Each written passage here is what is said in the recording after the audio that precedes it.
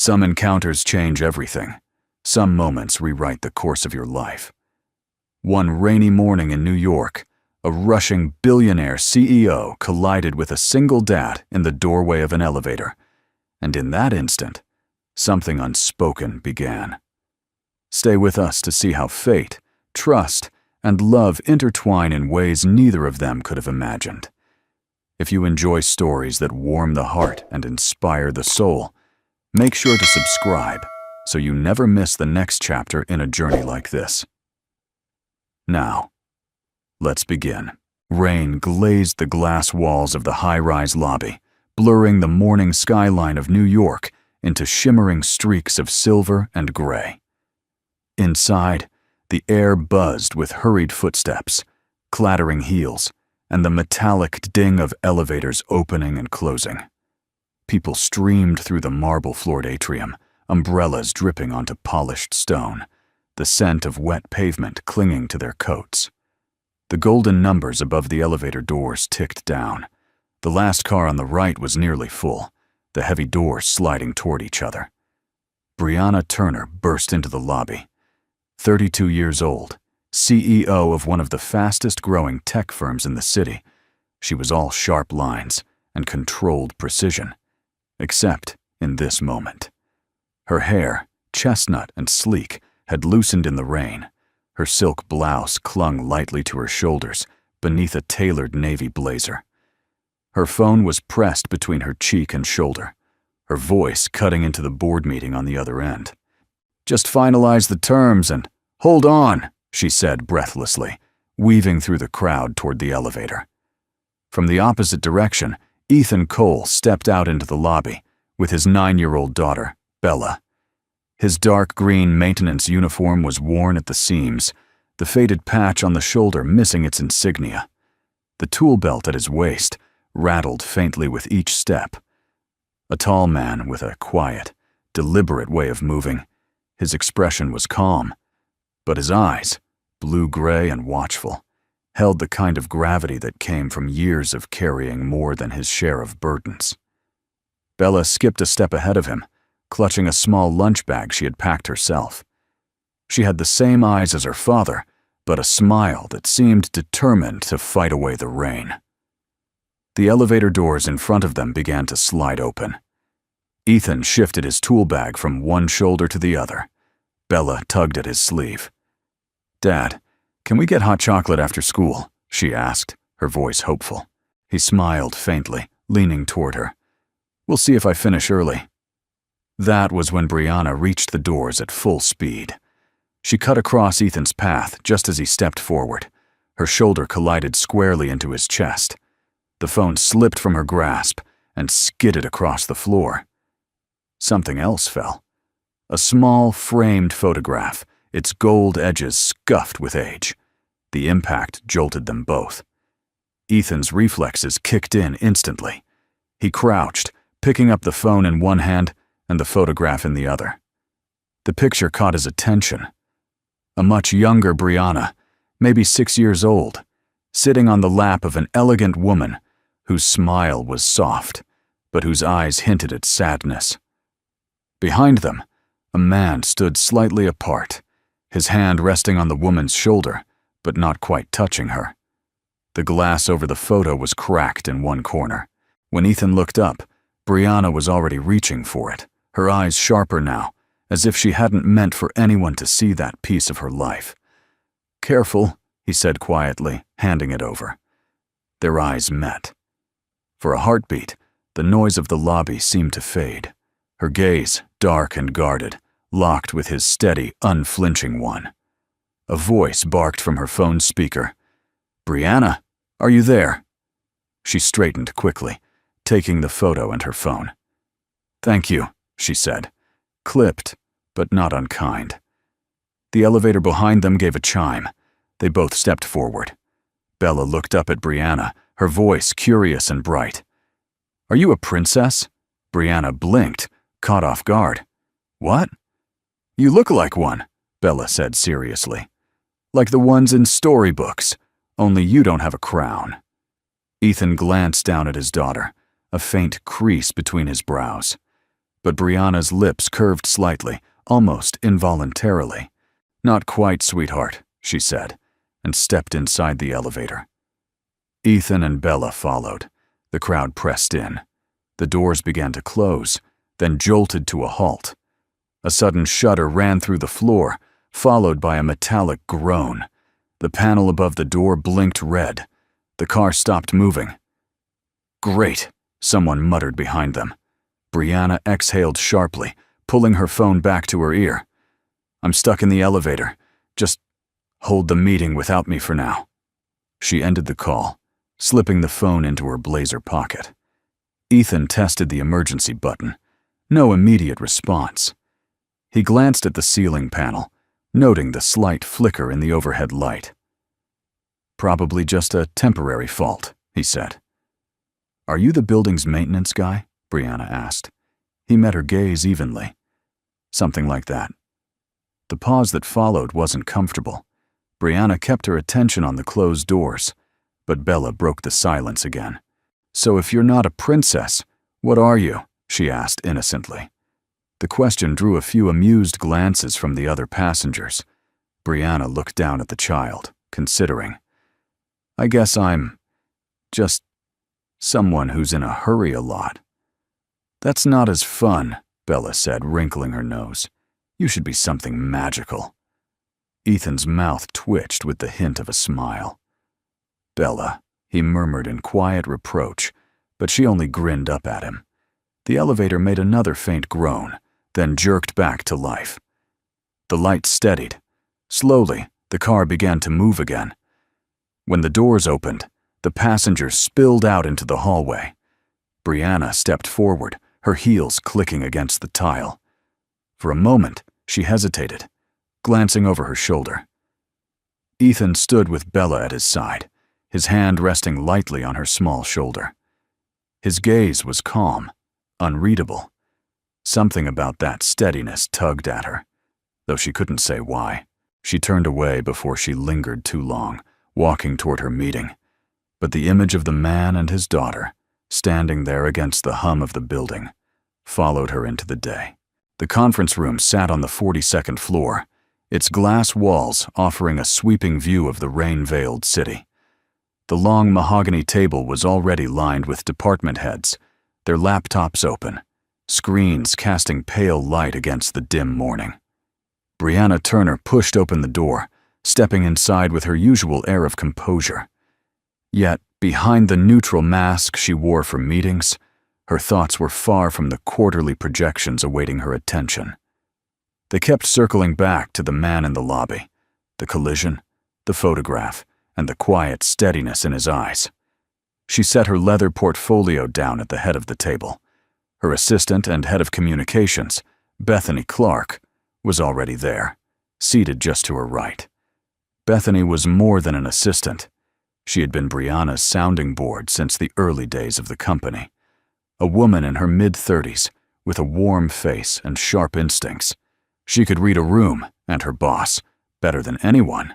As the meeting began, Brianna found herself distracted. Numbers and strategies flowed around her, but the memory of Ethan's voice, calm and grounded, lingered. She remembered the way he had looked at her, not deferential, not dismissive, but as though he was quietly weighing something in his mind. When the last agenda item was checked off and the department heads filed out, Bethany lingered, closing her laptop with a soft click. "You've been a million miles away this morning," Bethany said, tilting her head. "What happened?" Brianna hesitated. "It's nothing." Bethany's eyebrows lifted. "That's your voice for when it's not nothing." Brianna allowed a faint sigh, leaning back in her chair. "There was a moment in the lobby. I ran into someone, literally. Building maintenance guy. I think his name is Ethan Cole. I dropped my phone and..." She paused, the image of him holding her photograph flashing in her mind. "And a personal item." Bethany's mouth curved into a knowing smile. "Personal item? Sounds like more than just a collision." Brianna shook her head, half in dismissal. "He's interesting, I suppose. Calm. Almost too calm. The kind of calm that makes you wonder what's beneath it. There's something about him, but I can't quite put my finger on it. Bethany leaned forward. Ethan Cole? I've heard of him. A couple of months ago, one of the residents on the 27th floor had a faulty junction box in her kitchen. It sparked while she was cooking. Fire alarms didn't go off. He got there before anyone else, cut the breaker, and pulled her out before the flames spread.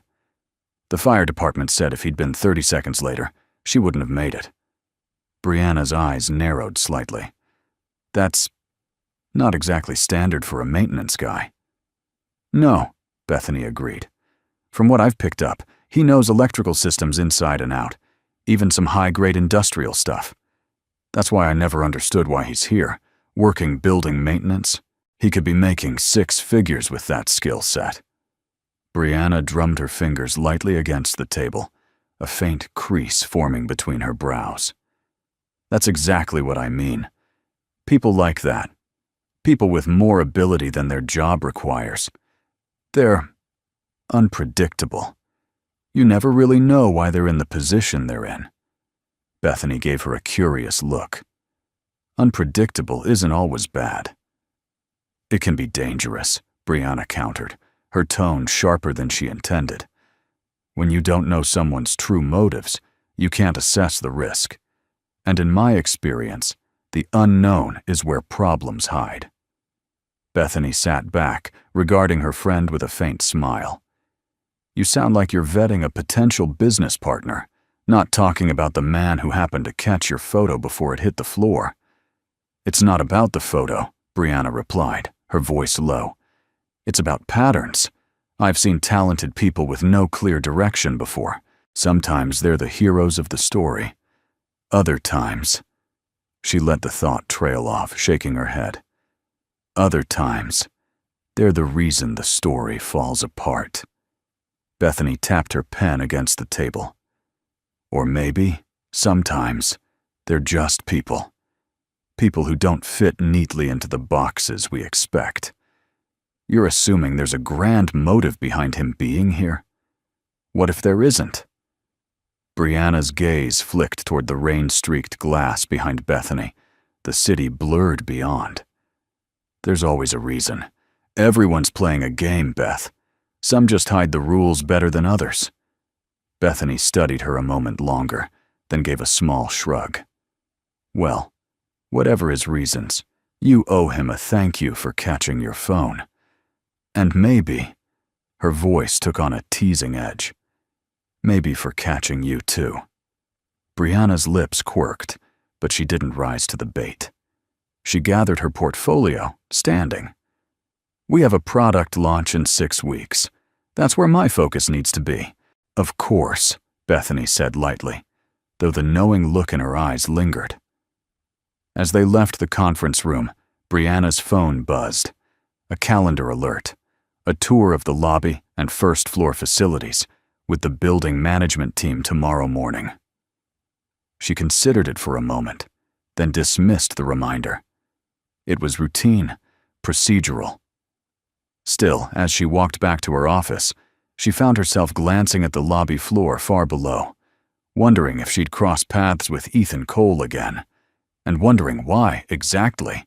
The thought unsettled her as much as it intrigued her. The morning broke with a restless sky, heavy clouds pressing low over the Manhattan skyline. From her office on the 42nd floor, Brianna Turner could see the reflection of the city in the glass towers across the avenue. The view was usually her reminder of control, of progress, of the empire she had built brick by brick. But today, her focus wasn't on the view. Today was the final dress rehearsal for her company's biggest product launch in 3 years. A live-streamed unveiling that would be watched by investors, tech media, and partners around the world. Her calendar was blocked down to the minute. Meetings, run-throughs, final design approvals. Every part of the plan was in motion, until the lights flickered. It was subtle at first.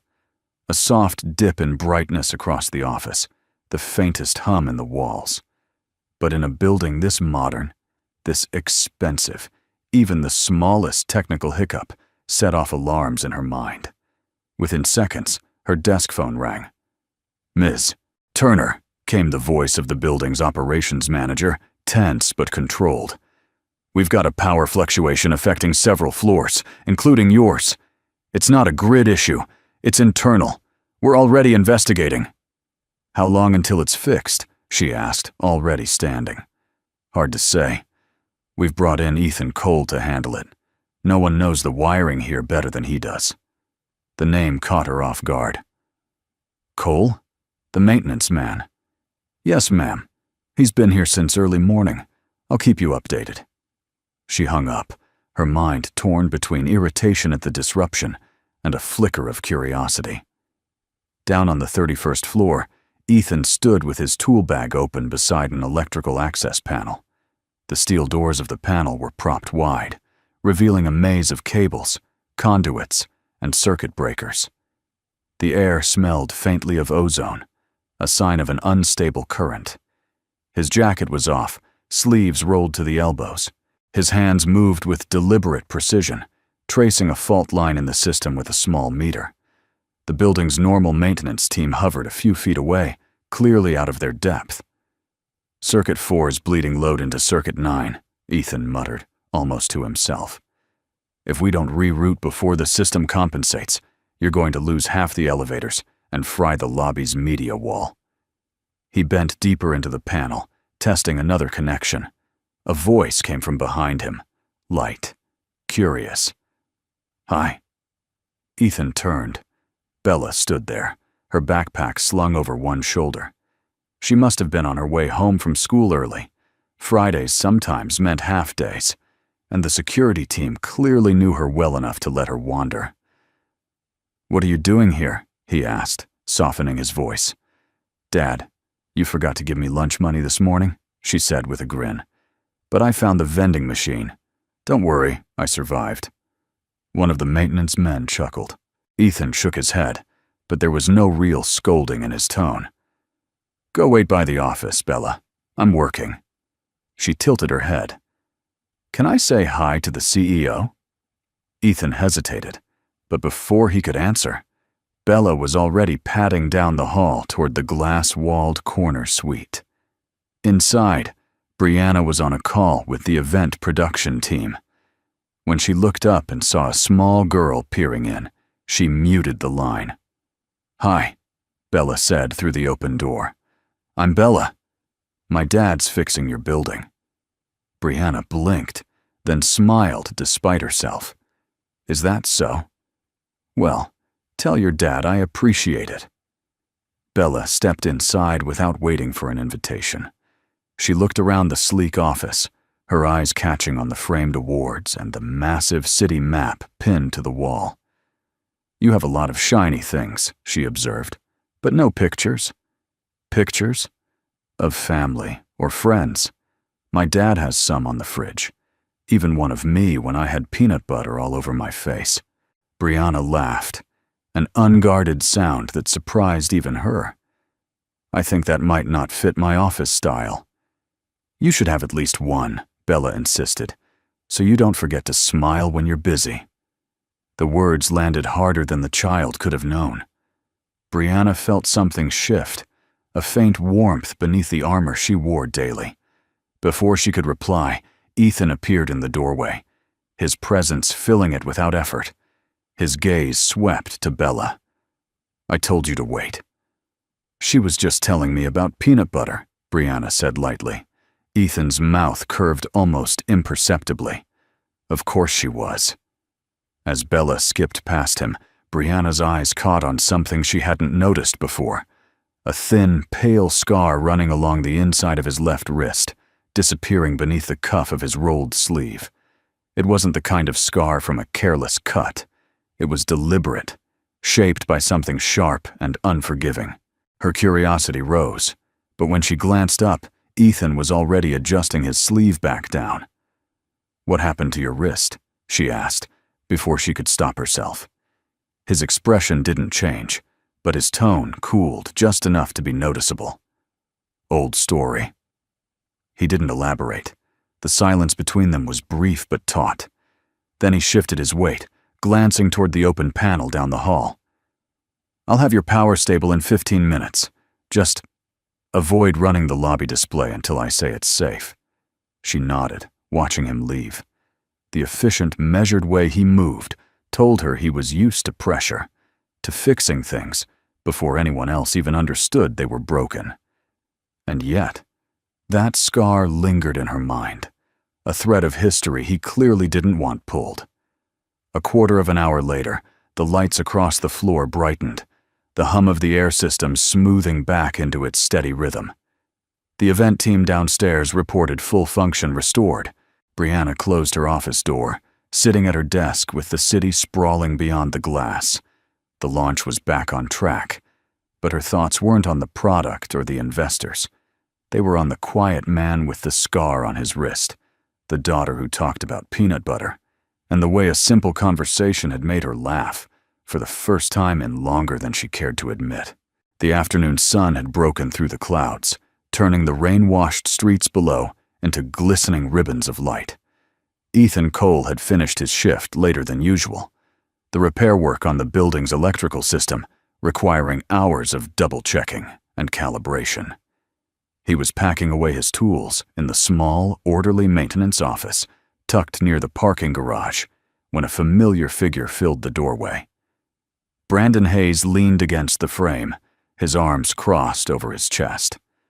Broad-shouldered and still carrying the posture of his military years, Brandon had the steady gaze of someone who noticed everything. He was the head of security for the tower now, but once he had been a fellow Marine, standing beside Ethan in less forgiving places than this. "Got a minute?" Brandon asked. Ethan set down his tool belt. "Sure, what's on your mind?"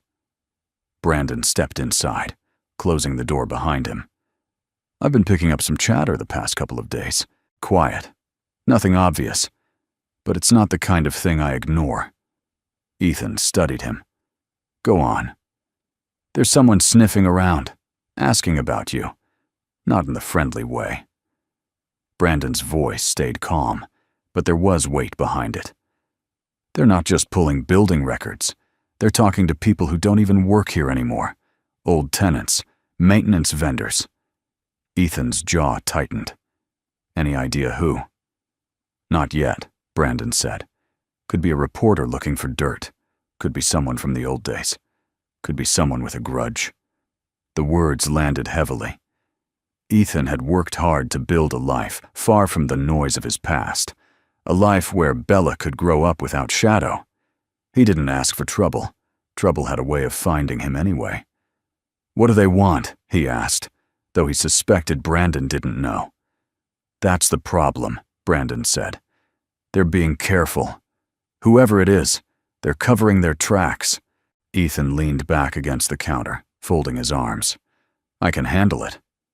Brandon gave him a pointed look. "I know you can. But this isn't just about you. You've got Bella to think about." A flicker of protectiveness crossed Ethan's features. "I always think about her first." "Good," Brandon said. "Then take my advice. Stay alert. If anything feels off, even a little, you let me know." Ethan nodded once. "I appreciate it." Brandon started to turn, then paused. "And Ethan? I've seen the way the CEO looks at you. If she's smart, she'll figure out you're one of the good ones. But people digging into your past might not give her the full picture. Be ready for that." Ethan said nothing. There was nothing to say. Brandon left without another word, his footsteps fading down the hall. Ethan was still turning the conversation over in his mind later that evening as he pulled into the driveway of their small, weathered townhouse in Queens. The place wasn't much, but it was theirs. Paid for. Safe, with a tiny backyard and a porch that caught the evening breeze. Bella was already home, her backpack tossed onto the couch, the faint smell of grilled cheese lingering in the air.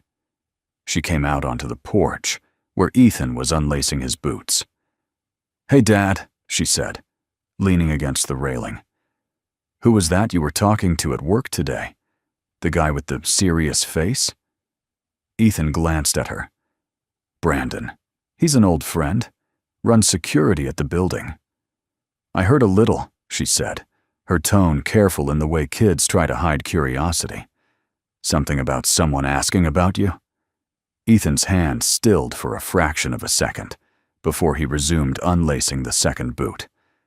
That's a grown-up thing, Bella.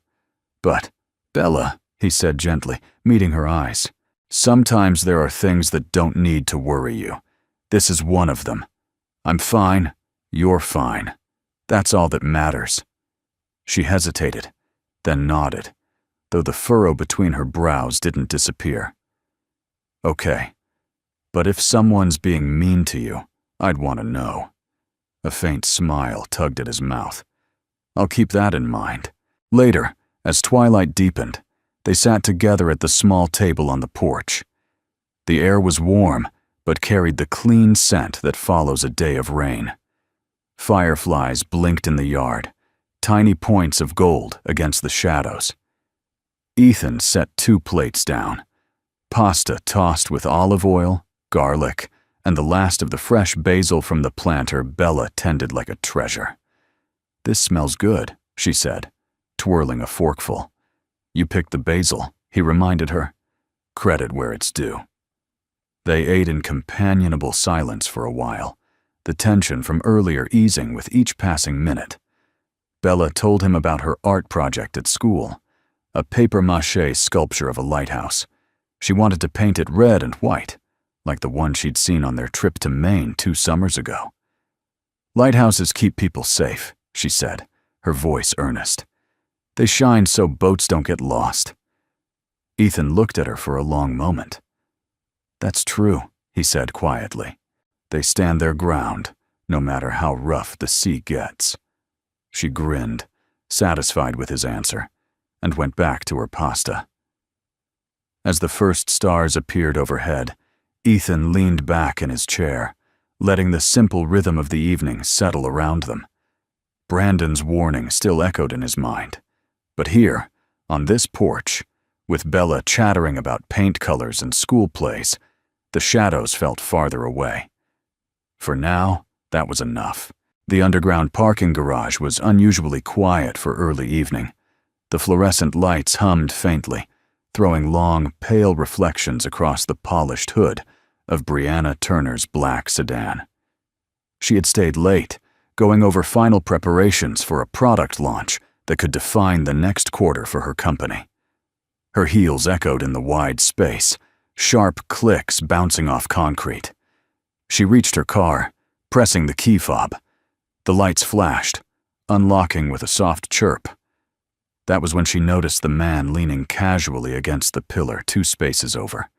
He straightened as she approached, his suit crisp but worn at the edges, his smile practiced.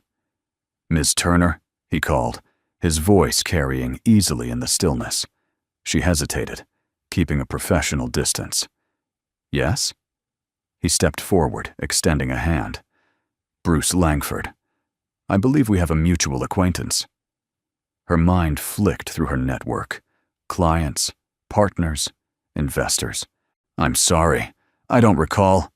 It's about Ethan Cole, Bruce said smoothly, watching her reaction. Brianna's posture stiffened.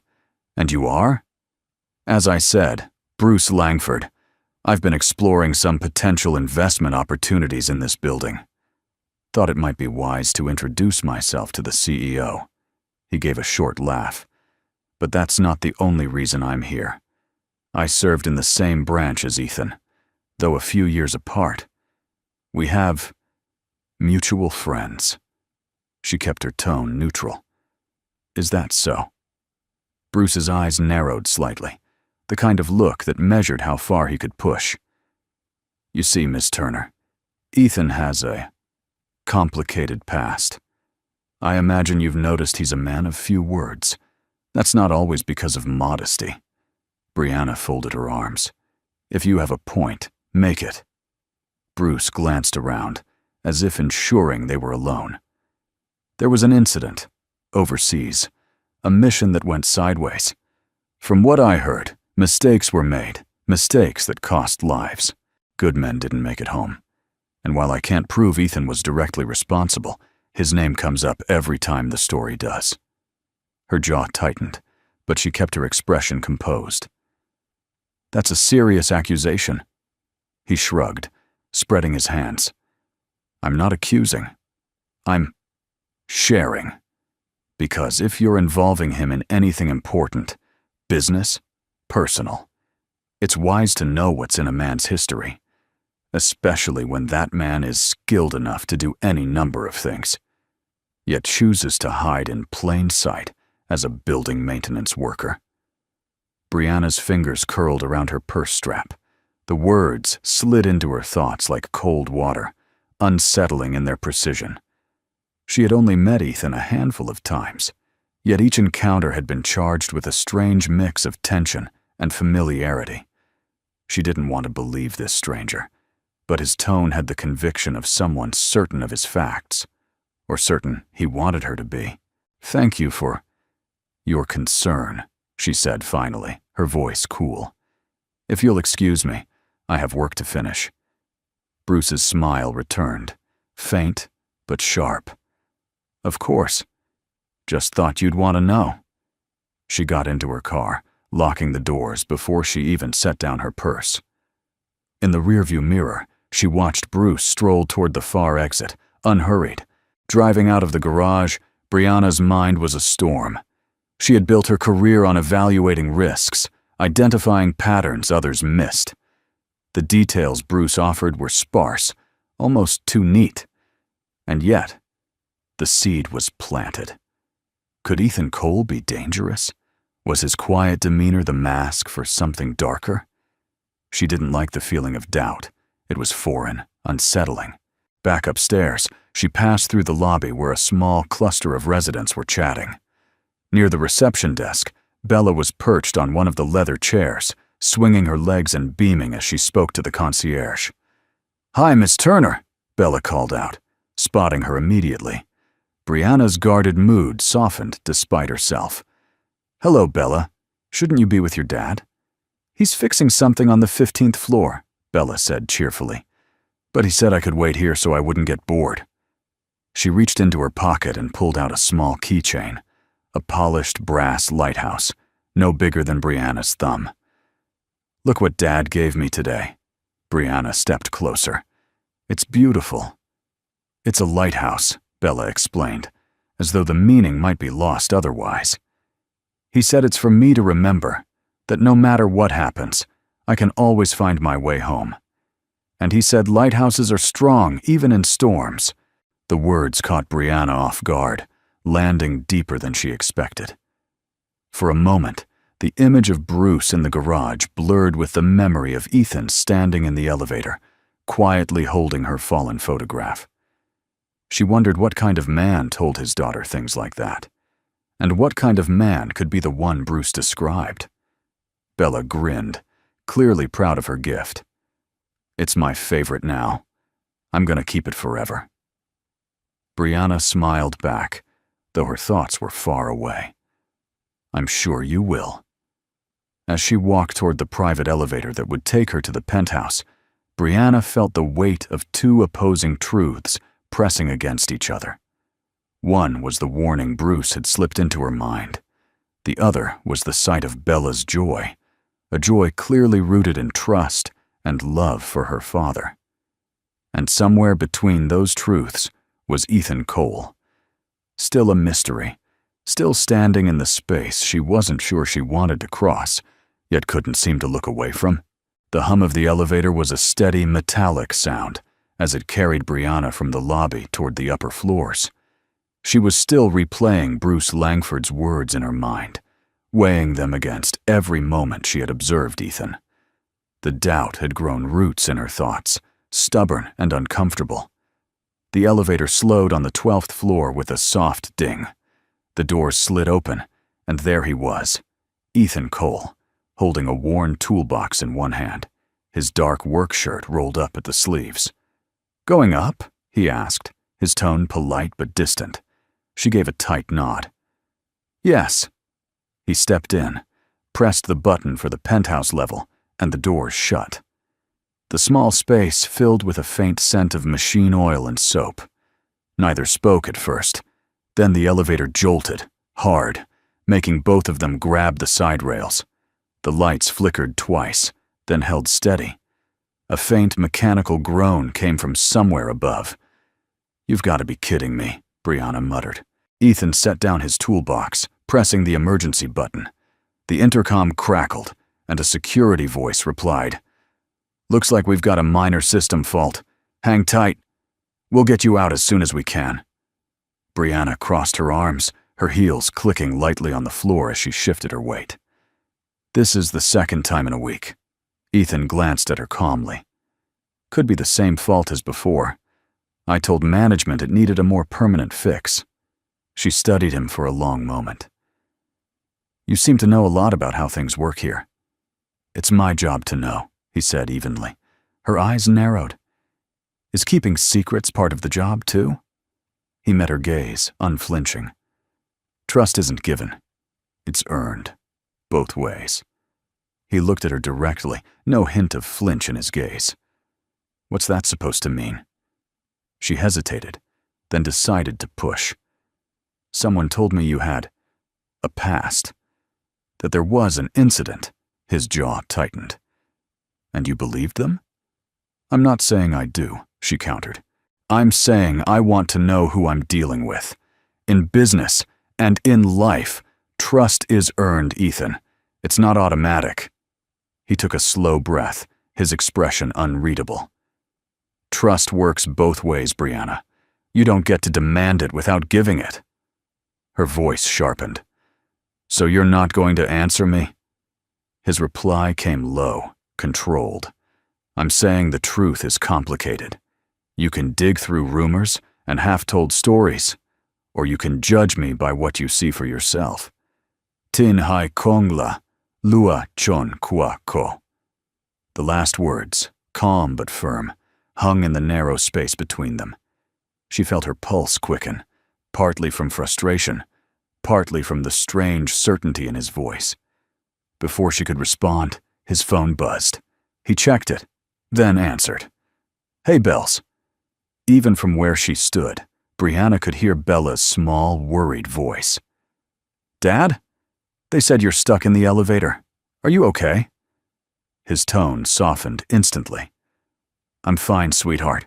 Just a little delay. Nothing to worry about." "But what if it falls?" Bella's voice trembled. "It won't," Ethan said gently. "This building is solid, and I'm with someone who's perfectly safe, too." Brianna felt an unexpected warmth creep into her chest at his choice of words. She turned slightly, pretending to focus on the elevator control panel, but her ears stayed fixed on the conversation. "I'll be home soon," Ethan continued. "Can you do me a favor? Keep my dinner warm?" Bella giggled softly. "Okay, but only if you promise." "I promise." He ended the call, slipping the phone back into his pocket. For a moment, neither of them spoke. The tension that had been wound so tight between them a minute ago had eased, replaced by something quieter, more human. "You're a good father," Brianna said finally, her voice lower than she intended. He looked at her, his expression softening slightly. "That's the one thing no rumor can touch." The elevator gave a sudden shudder, then began to move again. The numbers climbed toward her floor. When the doors opened, she stepped out first, her heels clicking against the polished marble. She turned back briefly, catching his gaze.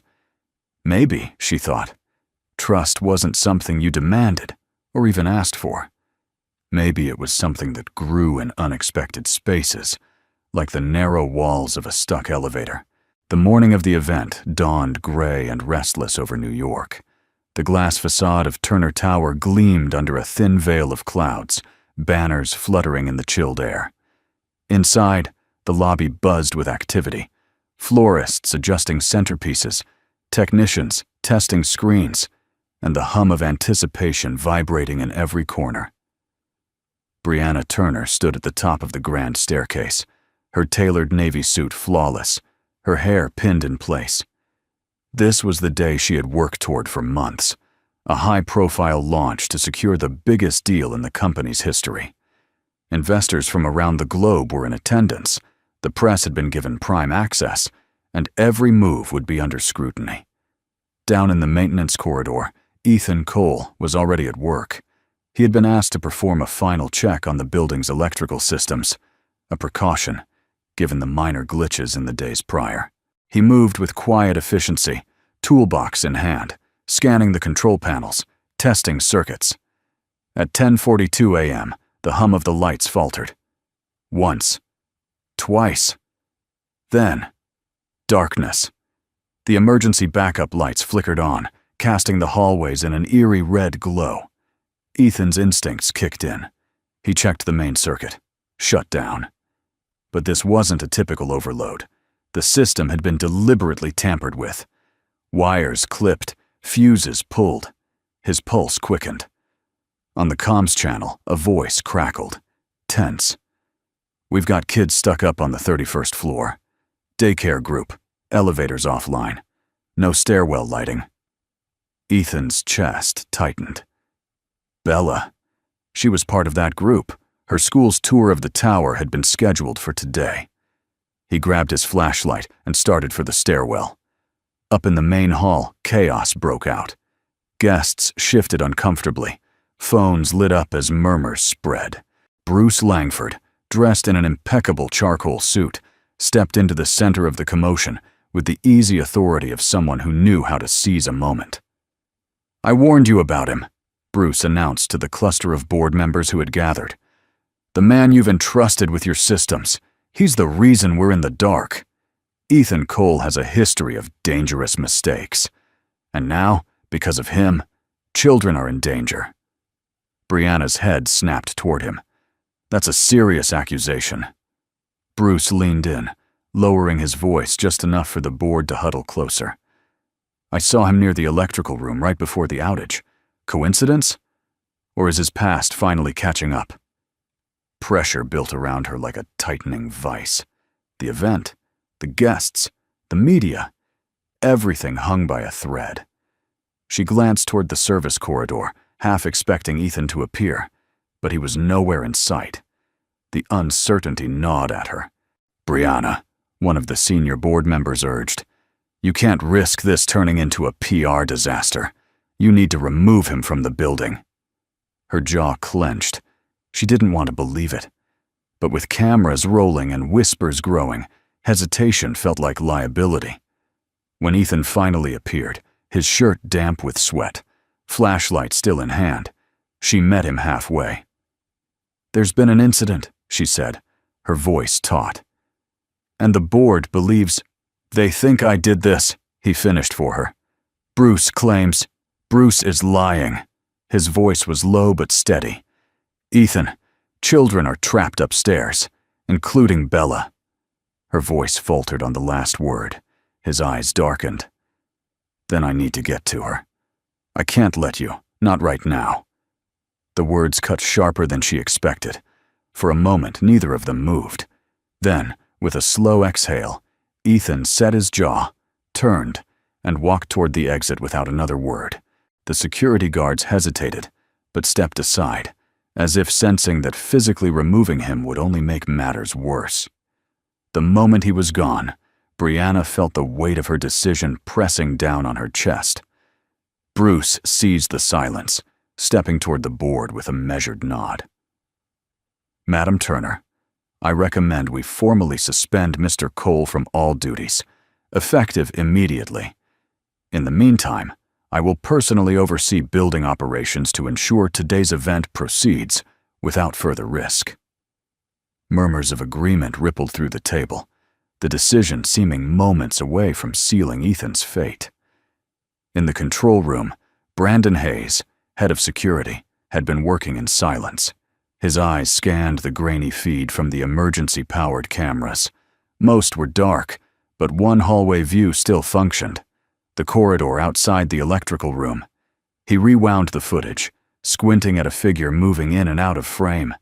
Tall, broad-shouldered. Definitely not Ethan. The man paused long enough for the side of his face to catch the faint red glow from the emergency light. Brandon froze the image. Bruce Langford. The timestamp showed less than 5 minutes before the outage. His stomach knotted. This wasn't sabotage from some unknown source. It was calculated. And Bruce had set Ethan up. Grabbing a portable drive, Brandon copied the footage. He knew there was no time to waste. Bella and the other children were still stranded upstairs, and the building systems were still compromised. But if he didn't bring this to Brianna now, Ethan's reputation, and maybe his future, would be destroyed beyond repair. Out in the lobby, the murmur of guests swelled as Brandon emerged from the side corridor, the drive clutched tightly in his hand, his eyes locked on Brianna across the crowded floor. "Brianna," he called over the noise, his voice cutting through the din. "You need to see this. Right now." The look in his eyes told her everything. Something had just shifted. And maybe, just maybe, she had made the wrong choice. The cold air outside the revolving doors barely touched Ethan's skin as he stood there, muscles locked, jaw tight. The security guard's hesitant retreat had been almost merciful. Almost. But the burn in his chest wasn't about pride. It was about Bella. Somewhere above him, his daughter was trapped in a dark building, and every second wasted was a second too long. A voice cut through the murmur of onlookers. "Ethan!" Brandon Hayes emerged from the crowd, his broad frame moving with urgency. He thrust a small portable drive into Ethan's palm. "Bruce did it. I've got him on camera outside the electrical room. But there's no time to deal with that now. Your kid's up there." Ethan didn't need more than that. "Which stairwell is clear?" "East wing. Fire doors still propped open. Let's go." Without another word, they slipped back inside, moving against the tide of nervous guests. Brandon keyed them into the maintenance stairwell. The dim red glow from the emergency lights barely penetrated the thick haze drifting downward. The smell of scorched wiring stung their noses. They started up, 2 steps at a time. By the 12th floor, the air was heavier. By the 20th, Brandon's shirt clung to his back. Above them, faint and intermittent, came the echo of children's cries. "Bella!" Ethan's voice rang out, deep and sharp. No answer, just a whimper from somewhere higher. They pushed on, passing a blown-out light fixture, wires dangling like charred vines. The higher they climbed, the thicker the smoke became. Brandon coughed, pulling his shirt over his mouth. 31st floor, he rasped. The fire door was jammed. Ethan threw his shoulder against it once. Nothing. Twice, a groan of metal. 3rd time, clang. The door gave way, swinging inward to reveal a hallway cloaked in darkness. The emergency lights here were dead. The only illumination came from Ethan's flashlight, slicing through the haze in narrow beams. At the far end, a group of children huddled against the wall. A daycare teacher crouched beside them. Bella was among them, knees pulled to her chest, cheeks streaked with tears. "Daddy!" Ethan was already moving. He scooped her into his arms, feeling her small fingers clutch the collar of his shirt. The teacher's face was pale but steady. "Can you walk?" Ethan asked her. She nodded. "The others are scared, but okay. We just need to get out." Brandon took point, sweeping his light down the hall. But as they moved, a section of the ceiling groaned, followed by a burst of plaster and dust crashing to the floor ahead. The path to the stairwell was blocked. Ethan pivoted, scanning for another route. He spotted a side corridor, narrow, lined with storage rooms. "This way!" The group shuffled after him, the sound of their hurried footsteps muffled by the thickening smoke. Bella buried her face into his shoulder.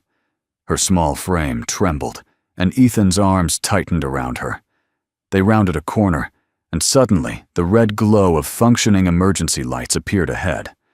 Relief was a tangible thing. Warm. Solid. The west stairwell. Brandon shouldered the door open, ushering the children inside.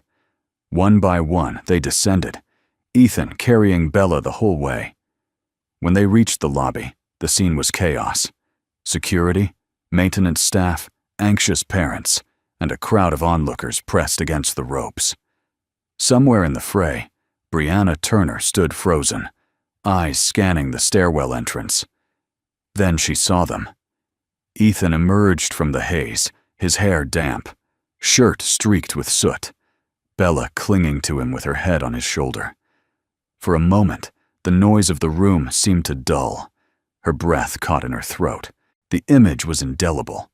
Father and daughter, framed against the fading emergency lights like something out of a story no press release could fabricate. Bella's eyes lit up when she saw Brianna. "Miss Brianna, Daddy came for me." Brianna stepped forward without thinking. Her hand went to Bella's back, steadying her, as Ethan gently shifted the girl into her arms. The weight of the child was lighter than Brianna expected, but the warmth was disarming. Ethan met her gaze. His expression was unreadable. No smugness, no demand for vindication, just a quiet steadiness. "Thank you," she said, and her voice was softer than she'd meant it to be. Gratitude was there, yes, but so was something else, a flicker of regret, sharp and undeniable. Behind them, Brandon moved in, speaking quietly into his radio, already coordinating the next steps. But Brianna barely heard him. Her mind was replaying the moment she had ordered Ethan out, the certainty with which she had sided with the board. Now, that certainty felt brittle, crumbling in the face of what she'd just witnessed. Bella tugged at her sleeve. "He's my hero," the girl whispered. Brianna's eyes found Ethan's again, and this time, the thanks in her gaze was tinged with something more personal, an acknowledgement that went beyond the day's crisis. Somewhere deep inside, a shift had begun. The boardroom was packed tighter than a courtroom on verdict day. A low hum of voices filled the sleek, glass-walled space on the 45th floor. Rain streaked the windows, gray light pooling across the polished conference table. Every member of the board was here, some with arms crossed, others scrolling nervously through their tablets. At the far end sat Brianna Turner, her spine perfectly straight, eyes fixed on the man standing at the center of attention, Bruce Langford. On the table, Brandon Hayes placed a small black laptop and connected it to the big display. The main screen blinked, then came to life with security footage from the night of the sabotage. Gasps rippled around the room. The footage showed Bruce in a crisp suit, glancing over his shoulder before slipping into the restricted electrical room. He pulled gloves from his pocket, then worked quickly at the breaker panel. Sparks flared. Moments later, the lights on several floors flickered out. The video ended. Silence followed, thick and heavy. "Bruce." Brianna's voice was controlled, but there was steel underneath. "Care to explain why our so-called potential investor was caught on camera disabling the power system during the biggest event of the year?" Bruce's jaw worked. "That's misleading. I was inspecting." "Inspection doesn't involve cutting main feeds," Brandon cut in. His tone was low, but the authority in it was undeniable. The chairman, an older man with a weathered face, leaned forward. "You understand this building is home to hundreds of residents, Mr. Langford. Children. Your actions could have killed someone." Bruce's eyes flicked to Brianna, a trace of defiance still lingering. "You're letting yourself be played by that maintenance man. Do you even know who he really is?" Brianna held his gaze, but inside, something twisted. This wasn't just about sabotage. It was about Ethan. She thought back to the whispers Bruce had planted in her mind, the doubt that had shaped her choices. "Funny you bring that up," she said evenly, "because I've been looking into you, Bruce." The screen changed. Now, documents appeared. Scanned court filings from a military tribunal years ago. Bruce's name was there, buried deep in the witness list. And there it was, the case involving Ethan Cole. Her voice stayed calm, but each word landed with weight. "You were part of the investigation that cleared Ethan of wrongdoing after that mission overseas. But you left that out when you told me he'd been responsible for the loss of his team. A ripple of unease passed through the room.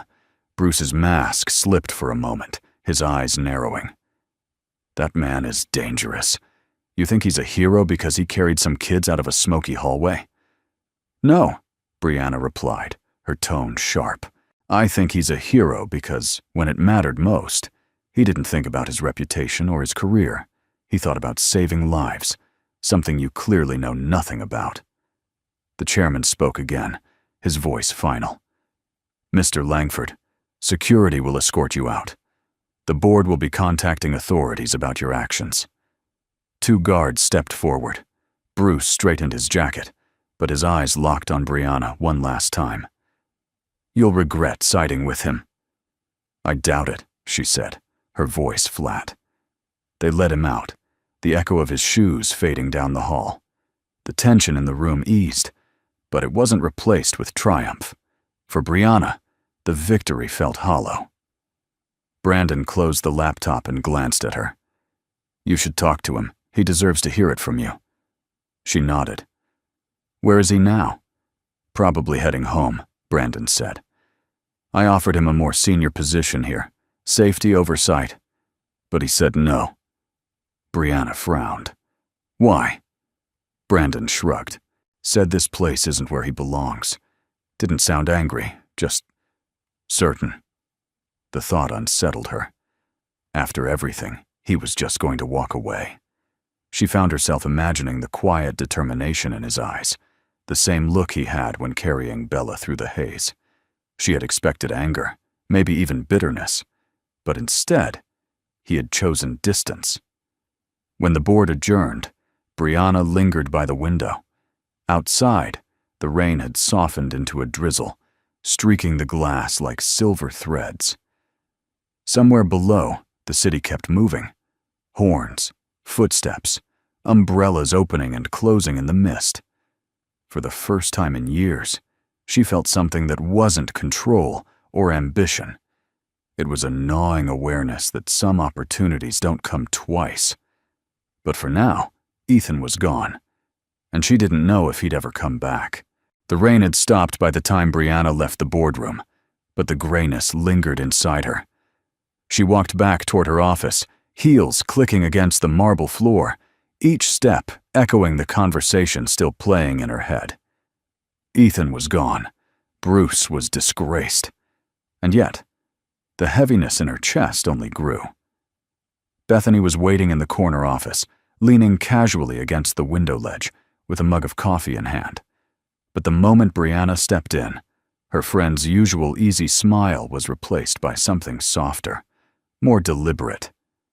I think it's time you know the truth, Bethany said. Brianna hung her coat on the stand. About what? About Ethan Cole, Bethany replied. She placed the coffee down and crossed her arms. And why he left the military. Brianna hesitated, torn between wanting answers and bracing herself for something she might not like. I've heard plenty of versions already. Then hear the right one. Bethany's tone was steady, the kind of voice she used when cutting through noise. The mission overseas, the one Bruce twisted into some cautionary tale, it wasn't his fault. In fact, it was the opposite. Brianna's gaze sharpened. Go on. Bethany glanced toward the door as if to make sure they were alone, then continued. Ethan's unit was ambushed. One of his men panicked, disobeyed orders, which put the whole team in jeopardy. Ethan covered for him. Officially, he took the blame. Said the chain of command stopped with him. Unofficially, he did it because that soldier had a wife and a newborn back home. If the truth had come out, that man's career would have been over, and his family would have lost everything. The words landed like stones in Brianna's chest. So he sacrificed his career? And his reputation, Bethany said. You know what military circles are like. Rumors stick, even when the record's clean. He could have fought it, maybe even cleared his name completely, but he didn't. Said it wasn't worth destroying someone's life to save his own pride. Brianna moved toward the window, staring down at the city spread out below. The streets glistened from the rain, lights flickering against the damp pavement. Bethany's voice softened. That's why he's working maintenance now. Not because he can't do more, but because it's a life where Bella comes first. He's turned down more than one high-paying job, anything that would pull him away from her too much. Off the table. Brianna swallowed hard, the image of Ethan carrying Bella through the smoke rising unbidden. She remembered the way his arms tightened protectively around his daughter, the way his voice was calm even when the air had been thick with danger. She remembered the countless small things, how he crouched to listen when Bella spoke, how he brushed her hair back gently, how his eyes lit up when she laughed. And then she thought about herself. How many times had she chosen ambition over connection? How many birthdays had she worked through? How many times had she told herself she'd make it up later?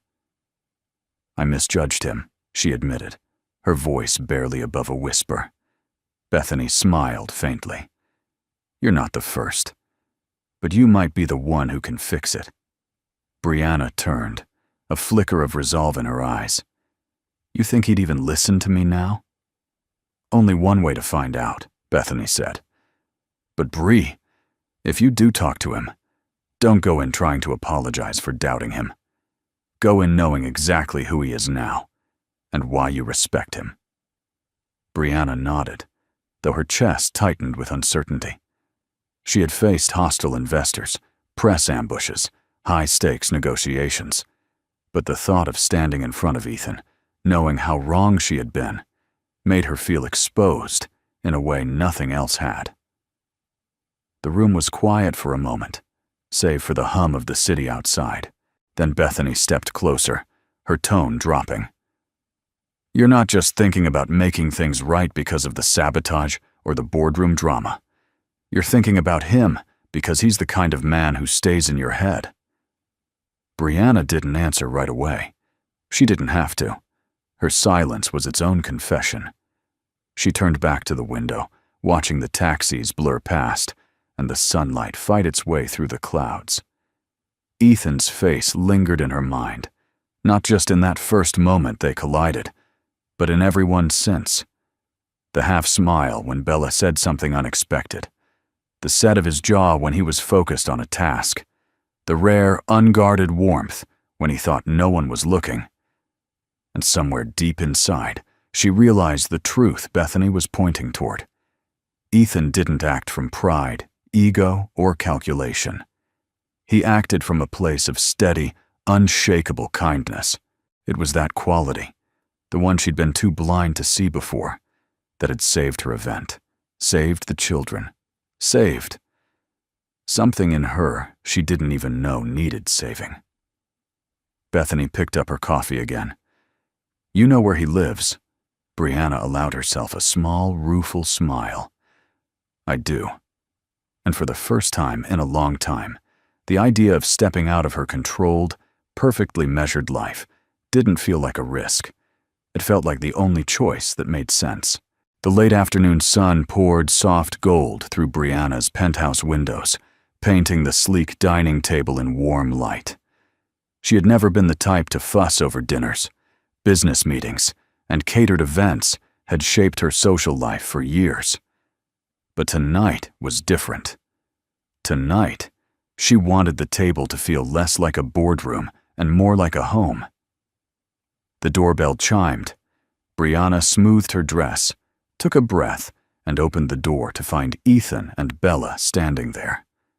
Bella's eyes widened at the sight of the glittering skyline behind Brianna, but her smile was pure and unguarded.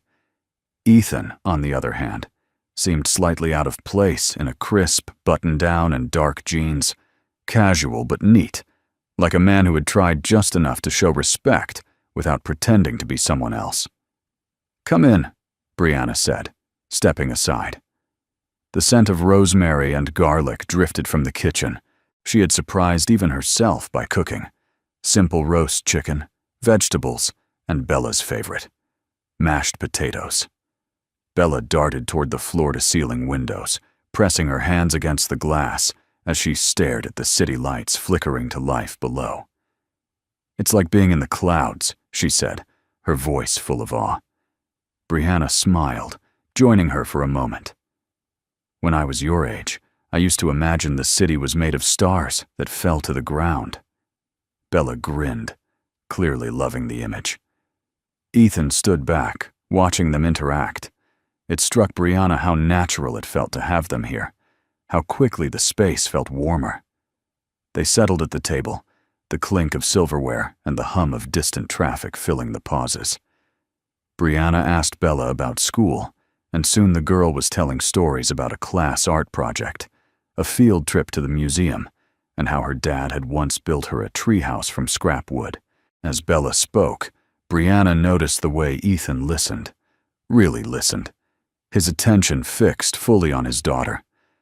It wasn't the polite nodding of a distracted parent.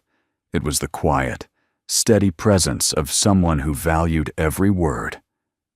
Midway through dinner, Bella's tone shifted. "My mom used to make mashed potatoes too," she said softly, almost absently, before taking another bite. Brianna glanced at Ethan, unsure whether to press. He gave a small nod, his expression calm, but with something deeper in his eyes. "She passed away when Bella was 4, Ethan explained. His voice was steady, but the weight of the memory hung in the air. Since then, it's just been us. I've been trying to be both parents." Bella looked up with a mischievous smile. "He's not good at braiding hair, though." The tension broke into gentle laughter, and Brianna felt her chest tighten, not from sadness, but from admiration. There was something profoundly beautiful in the way they had built their little world together, patching the holes with love and humor. As the plates emptied and dessert, a simple apple tart, was set out, the conversation turned quieter. Ethan leaned back slightly, his gaze meeting Brianna's across the table. "You know," he began slowly, "I never thought much about second chances. Not in life, not in love. I figured one big loss was enough to last me." He paused, glancing briefly at Bella, who was too absorbed in her dessert to notice. "But lately, I've started wondering if maybe I was wrong." Brianna held his gaze, her pulse quickening. "What changed?" Ethan hesitated, the faintest trace of a smile touching his lips. "I met someone who made me think it might be worth the risk." Her breath caught. She didn't press, didn't force the moment into a confession. But the unspoken truth hummed between them, stronger than any declaration could have been. After dinner, Bella wandered to the living room, curled up on the couch with a blanket, and promptly fell asleep against a throw pillow. Ethan moved to lift her, but Brianna stopped him gently. "Let her rest a little longer. The city's beautiful at night from here." They stood side by the window, the glass cool under their fingertips. Below them, the streets pulsed with light and life. Brianna glanced at Ethan, and in the reflection of the glass, she saw him looking back at her, not with the guarded caution she'd seen before, but with a quiet openness, an invitation without words. For the first time in a long while, she didn't feel like the CEO who had to have all the answers. She felt like a woman standing at the edge of something rare and real. "Thank you for coming tonight," she said softly. Ethan's answer was simple, but full of meaning. "Thank you for asking us." When he finally lifted Bella into his arms and headed for the door, Brianna felt a pang she hadn't expected, a reluctance to let the night end. And as the door closed behind them, she realized that dinner hadn't just been a gesture of thanks. It had been a turning point. A door, once closed, was now open. The ballroom of the Riverside Hotel was a blend of elegance and quiet reverence that night. Soft golden lights bathed the space, glinting off polished silver trays carried by servers weaving between tables. At the far end, an American flag hung beside a banner that read, "Honoring Our Veterans."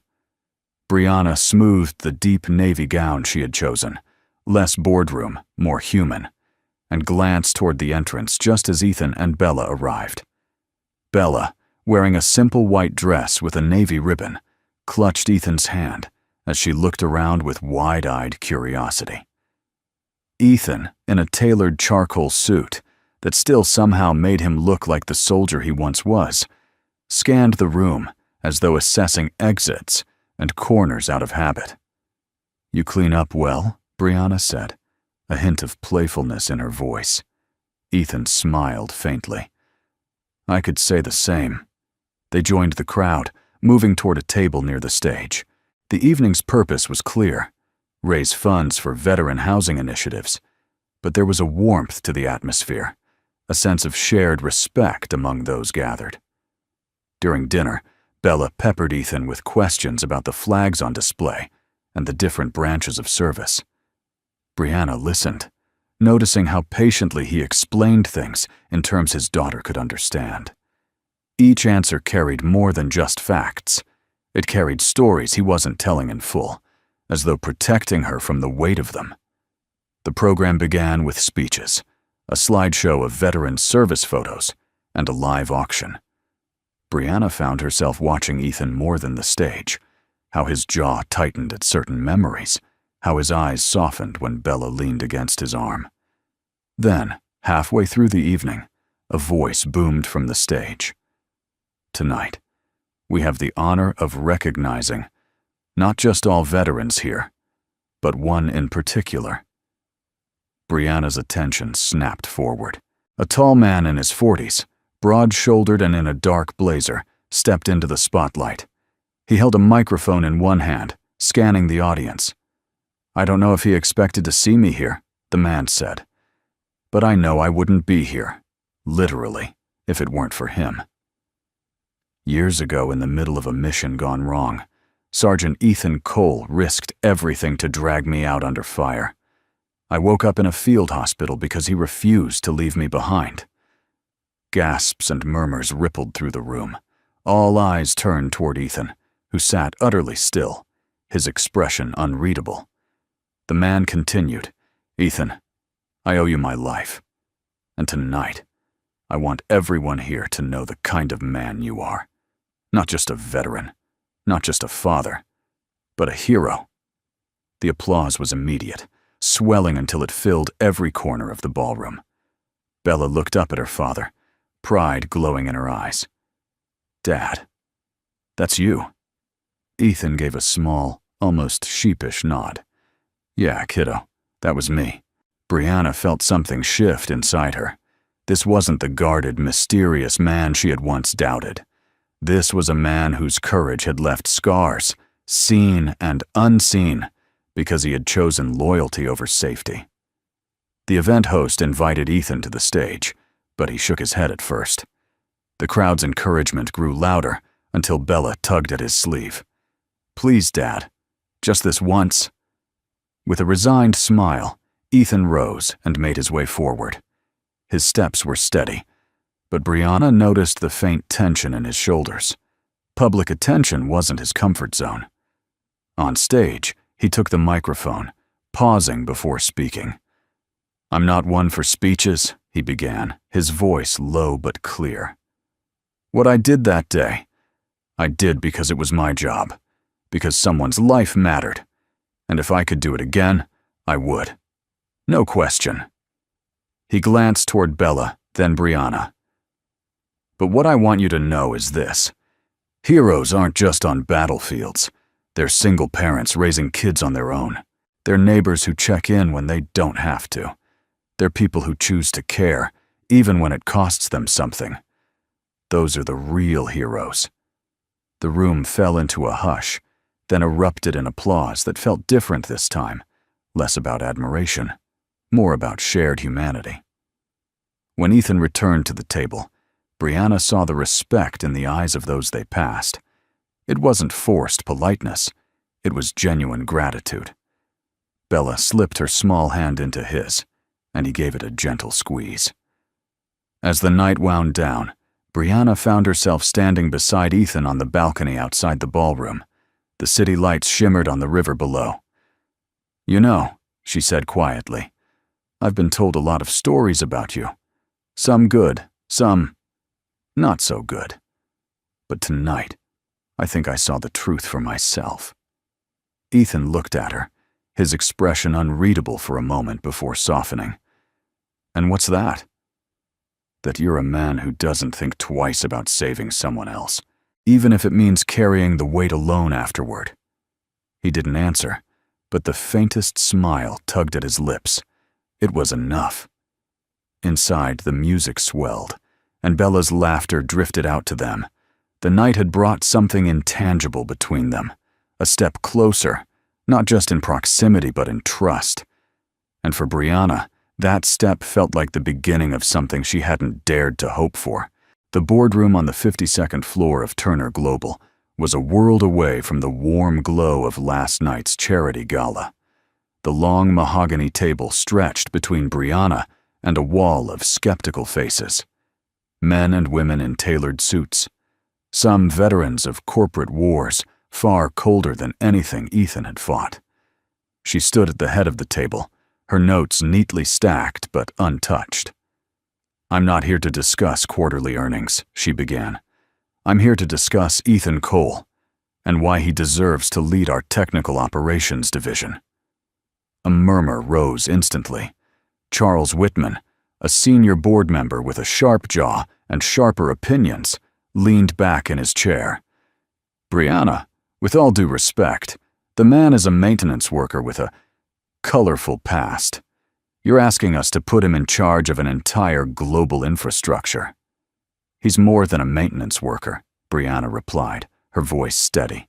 "He's the only person who understands the inner workings of our flagship properties better than the blueprints themselves. He's saved this company, literally, from disaster. Twice. Twice that you know of," another board member, Helen Frost, said. "And let's not ignore the rumors surrounding his military discharge. Our shareholders. Rumors are not facts," Brianna cut in, sharper than she intended. "And facts are all we should be basing decisions on." The tension thickened, the air buzzing with quiet dissent.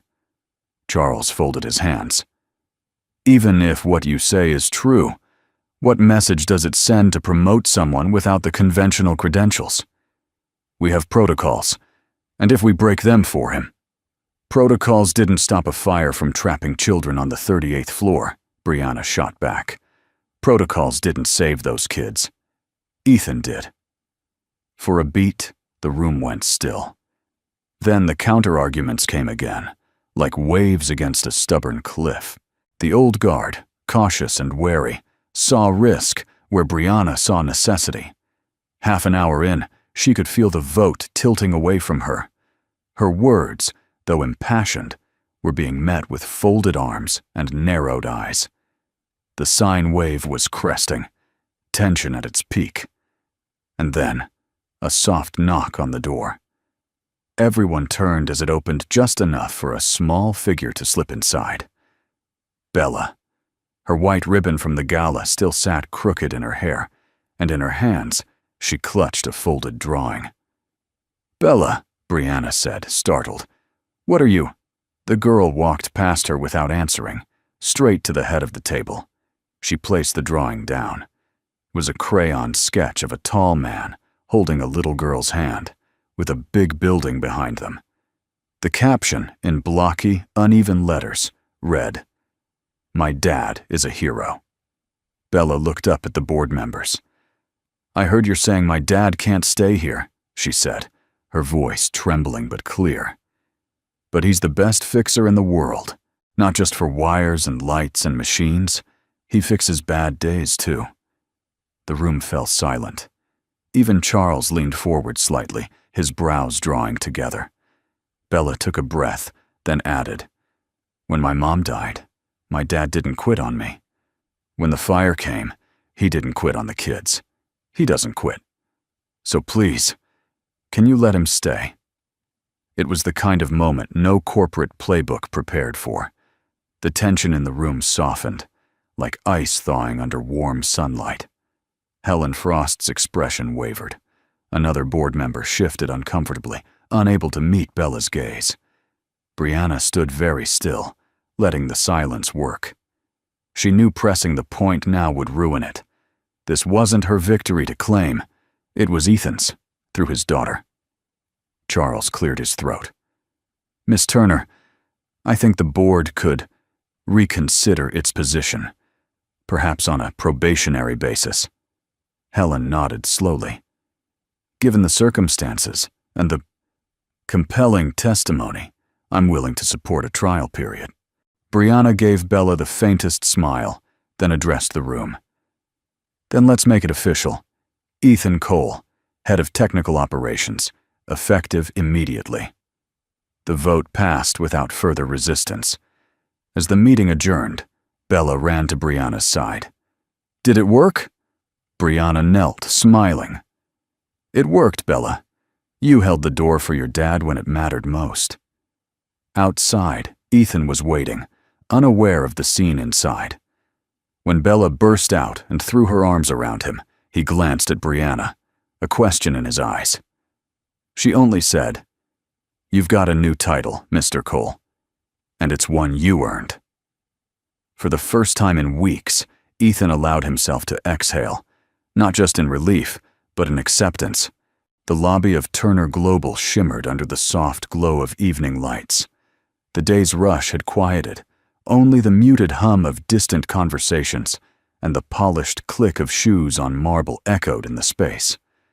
Brianna stood by the bank of elevators, her black tailored coat draped elegantly over her shoulders. The door slid open in front of her, and she saw them, Ethan and Bella, walking toward her from across the atrium. For a fleeting moment, she was back to that rainy morning weeks ago, the moment everything began. The hurried pace, the near-missed elevator, the collision that had knocked her phone to the floor and her heart off balance. But this time, she wasn't rushing away from them. Ethan's stride was steady, his dark jacket zipped against the cool night air, his hand lightly resting on Bella's shoulder. Bella clutched her sketch pad to her chest, still carrying the crayon hero she had drawn for the board earlier that day. Her eyes lit up when she spotted Brianna. Brianna took one small step forward, resting her hand against the elevator doorframe. The soft chime signaled that the doors were about to close, but she didn't move away. Instead, she smiled, a smile that carried both playfulness and something deeper. "Not this time," she said. "This time, I'm the one holding the door for you." Ethan paused a few feet away, a flicker of surprise crossing his face before it melted into quiet amusement. "You didn't have to." "I wanted to," Brianna replied, her voice warm but resolute. "It's my turn." They stepped toward her, and as they reached the elevator, Bella slipped in first, turning to face them like she was witnessing something important, something she might draw later. Ethan followed, and then Brianna stepped in, releasing her hand from the door, just as the sensor closed it behind them. The three stood side by side, the polished brass walls reflecting their silhouettes. Brianna glanced down at Bella, who was humming softly, flipping through the pages of her sketch pad. Each drawing told its own story, one of fire escapes, elevator rescues, and quiet dinners. Ethan watched her with the same quiet pride he'd worn in the chaos of smoke and sirens. Then Brianna's gaze lifted to Ethan's face. The elevator's warm overhead light caught the faint scar on his jaw, the one she'd never asked about. His eyes met hers, steady and unguarded. There was no rush now, no interruption, just the low hum of the elevator motor and the closeness of the moment. "Brianna," he said quietly, as if trying her name on his lips for the first time without tension behind it. "You've done more for me and Bella than you realize." "You've done more for me than I ever expected," she answered. "You made me remember what it feels like to trust someone and to want them to stay." The floor indicator dinged softly as the elevator ascended, but for them, it was as if time slowed. The gentle sway of the lift, the warmth between them, the unspoken recognition that this wasn't just gratitude or respect anymore. Bella looked up from her sketch pad. "You know," she said matter-of-factly, "if you two keep smiling at each other like that, people will think you're in love." The comment hung in the air, light, but impossible to ignore. Brianna laughed softly, and Ethan shook his head with a rueful smile, but neither of them denied it. The elevator doors slid open, revealing the top-floor corridor bathed in golden light from the setting sun. For a moment, they didn't step out. The sunlight spilled into the car, brushing over their faces, making Bella's hair glow like a halo and softening the shadows on Ethan's. Brianna turned slightly toward him, her voice barely above a whisper. "Shall we?" He nodded. Together. They stepped forward, 3 figures silhouetted against the warm light, into whatever came next. The night air in New York carried that early winter crispness, the kind that made each breath feel sharper and cleaner. Ethan, Brianna, and Bella walked together down the quiet street, their steps naturally falling into rhythm. Streetlights cast pools of warm yellow on the sidewalk, and the city seemed to hum softly around them. Bella held Ethan's hand, her other hand tucked into the crook of Brianna's arm. She was unusually quiet for a 9-year-old, her eyes flicking between them as though she was studying something she couldn't quite put into words. They reached the corner where their paths would split for the evening. Brianna to her car, Ethan and Bella toward the subway. It was then that Bella looked up at her father with that unfiltered curiosity only children possess. "Dad," she asked, her voice small but clear, "if the elevator hadn't gotten stuck that day, would you still have met her?" Ethan glanced down at her, his mouth curving into a smile both tender and amused. He crouched to her level, resting one knee on the cold pavement so he could look straight into her eyes. "Sweetheart," he said, "if that elevator hadn't gotten stuck, I'd have found another way. I don't know how, but I would have." Bella tilted her head, her smile blooming. "You mean, like fate?"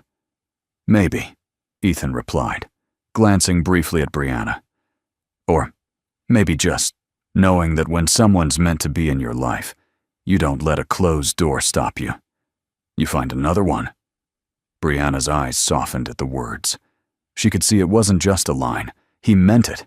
It was how he'd lived, pushing through locked doors, climbing broken stairwells, running into smoke if it meant getting someone to safety. That same quiet courage had carried him into her world and, without warning, into her heart. They lingered in that moment, the world around them slowing, as if to give space for what was unspoken. Bella leaned into her father, and Ethan wrapped an arm around her, the other extended toward Brianna. She stepped closer, and without hesitation, Ethan took her hand. The contact was simple, but it carried a weight, an unspoken promise that this connection wasn't an accident or a passing chapter. Brianna glanced at Bella, then back to Ethan. "Well," she said with a playful lift in her tone, "if you were going to find another way, I'm glad you didn't have to try too hard." He chuckled, that warm, grounded laugh she'd come to recognize. "Me too." A soft breeze rustled through the bare branches above them, and a cab rolled slowly past, headlights washing over their small trio. For a second, Brianna caught the reflection of the 3 of them in a shop window.